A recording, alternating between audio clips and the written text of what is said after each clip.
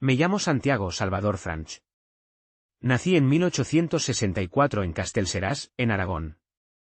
Mi vida, como la de millones de obreros en España, estuvo marcada por la pobreza, el trabajo duro y la sensación de injusticia.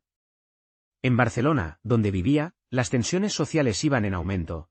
La burguesía rica se divertía en lujosos teatros, mientras nosotros, la gente común, apenas podíamos sobrevivir.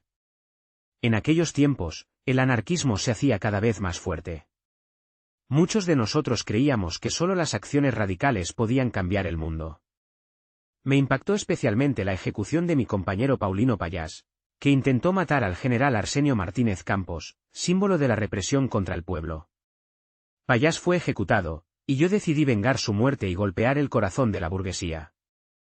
Elegí el Gran Teatro del Liceo, símbolo de la élite barcelonesa, un lugar donde los ricos e influyentes se reunían para admirar el arte, sin ver el sufrimiento que les rodeaba.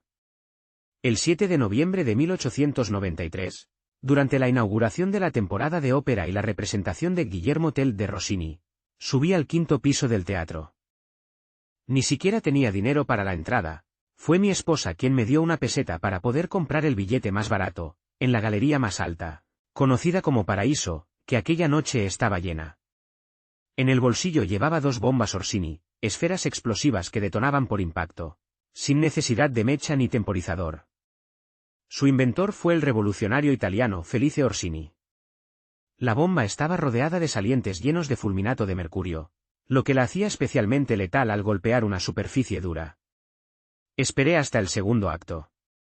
Alrededor de las 11 de la noche, cuando la sala estaba absorta en la música, me acerqué a la barandilla y lancé ambas bombas hacia el patio de butacas. La primera cayó en la fila 13 y explotó de inmediato, sembrando muerte y caos. La segunda cayó sobre el regazo de una mujer que ya había muerto.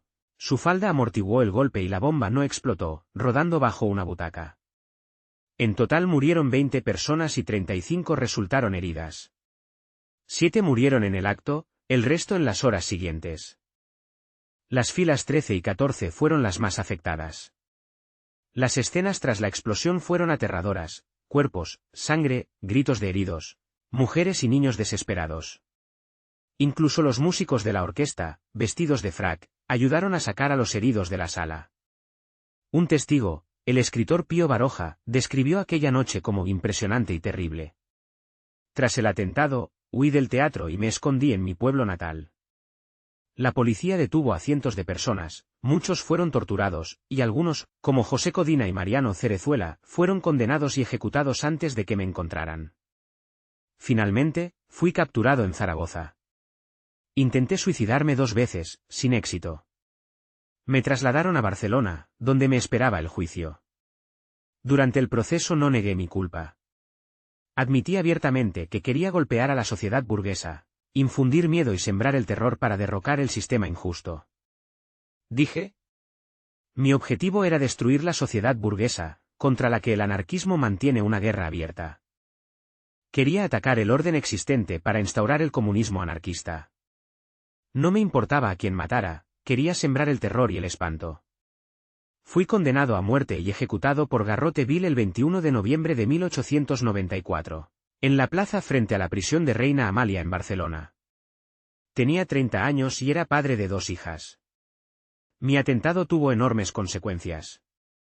En Barcelona se declaró el estado de guerra. Se suspendieron los derechos civiles y la represión contra anarquistas, sindicatos y prensa fue brutal y duradera. Durante muchos años no se vendieron entradas para los asientos donde murieron las víctimas del atentado. El Gran Teatre del Liceu sobrevivió a aquella tragedia. Tras el atentado estuvo cerrado más de 2 meses y la actividad artística se reanudó el 18 de enero de 1894. Hoy, el teatro sigue en pie en la Rambla, como símbolo de la historia de Barcelona, una historia llena de luz, pero también marcada por la sangre y el drama. Dziękuję, że towarzyszyłeś mi w tej historii. Jeśli Ci się podobało, nie zapomnij dać lajka i subskrybować kanału. Do zobaczenia w następnej opowieści.